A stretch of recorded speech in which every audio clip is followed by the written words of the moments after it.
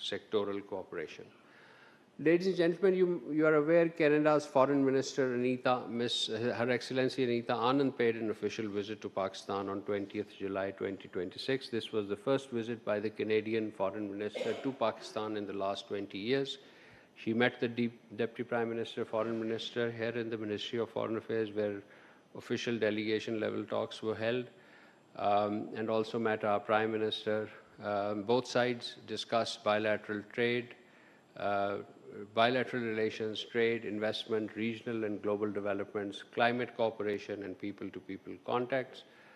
Pakistan and Canada also signed a protocol on phytosanitary import requirements for genetically modified canola intended for food, feed, and processing, facilitating agricultural trade between the two countries. They also agreed to expand cooperation in trade, investment, security, development, reaffirming their commitment to institutionalizing the bilateral engagement.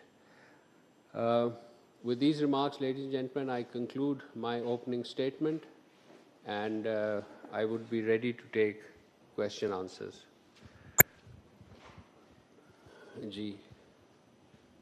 Zishan. Thank you, spokesperson. Many questions, but I'll ask this time just one. The European Union has published 5th GSP report. Generally, it's positive for Pakistan, but it also identifies several areas where the European Union has expects further reforms from Pakistan. So your comment on it. Thank you. The European Commission has published its biannual GSP monitoring review report for 2023-25. This is a biannual cycle.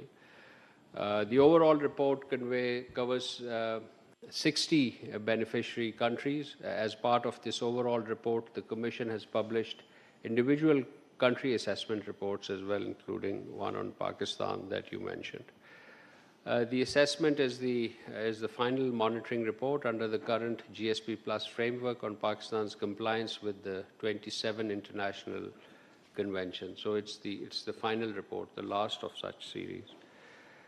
We appreciate the assessment report's acknowledgement of Pakistan's legislative progress during the reporting period and the country's continued compliance with the 27 international conventions. Nevertheless, I would be remiss if I do not express disappointment with the with the report's overall narrative, which does not present a sufficiently balanced picture of Pakistan's performance, understates the breadth of reforms undertaken since Pakistan joined GSP Plus in 2014, and places disproportionate emphasis on the lower than desirable level of progress in certain areas, few areas. GSP Plus remains central to Pakistan's economic relationship with the European Union, supporting exports, employment, women's economic participation, poverty reduction, and broader economic development. It is a mutually beneficial arrangement in that respect. Beyond GSP, Pakistan's EU cooperation extends to development, migration, counterterrorism, regional stability, resilience, climate resilience, connectivity, and many other areas. We will remain constructively engaged with the European Commission and other EU institutions and remain committed to the effective implementation of international conventions underpinning the GSP framework.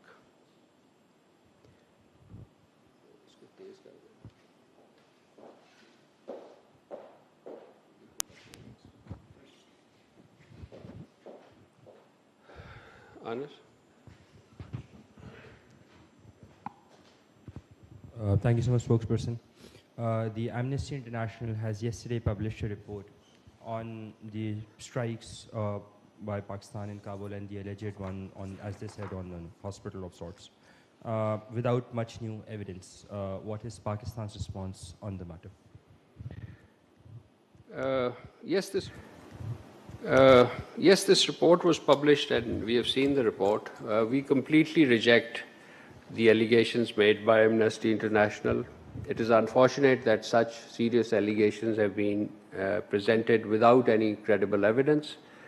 The Taliban regime continues to maintain a permissive environment for a range of terrorist organizations, including Tehreek-e-Taliban Pakistan, the Balochistan Liberation Army, and other affiliates. The freedom to undertake terrorist activities allowed to these listed organizations, their access to bases and sanctuaries on Afghan soil, as well as ability to recruit, finance, and execute cross-border attack, constitutes a serious threat to regional peace and security. Thousands of innocent Pakistani citizens have been martyred and injured because of Pakistan's terrorist attacks, which have been planned, financed, supported, and carried out from Afghan soil, all under the watch and patronage of active facilitation by the Taliban regime.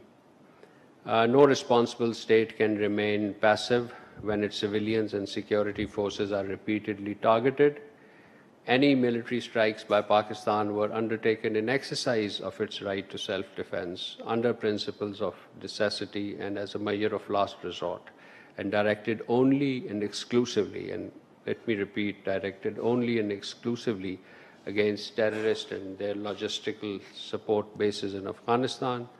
Pakistan's response was proportionate to the level of threat, while strictly adhering to the principle of distinction and precaution and proportionality.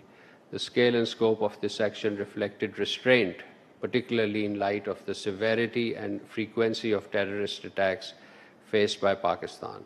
Pakistan rejects any insinuation in this regard otherwise.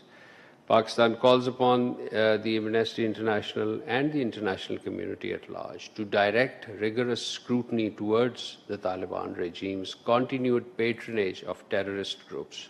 The root causes that this report to address the root causes that this Amnesty International report has conspicuously failed to address. We also urge the international community to hold the Afghan Taliban regime accountable for its failure to uphold its obligations under the relevant United Nations Security Council resolution, its own commitment under the Doha Agreement, and other related commitments to prevent Afghan soil from being used as a launchpad for terrorism. Pakistan reserves the right to take all necessary measures in order to safeguard its sovereignty, territorial integrity, and safety and security of its people. I thank you. Subscribe करें और bell दबाएं ताकि कोई खबर रह न जाए।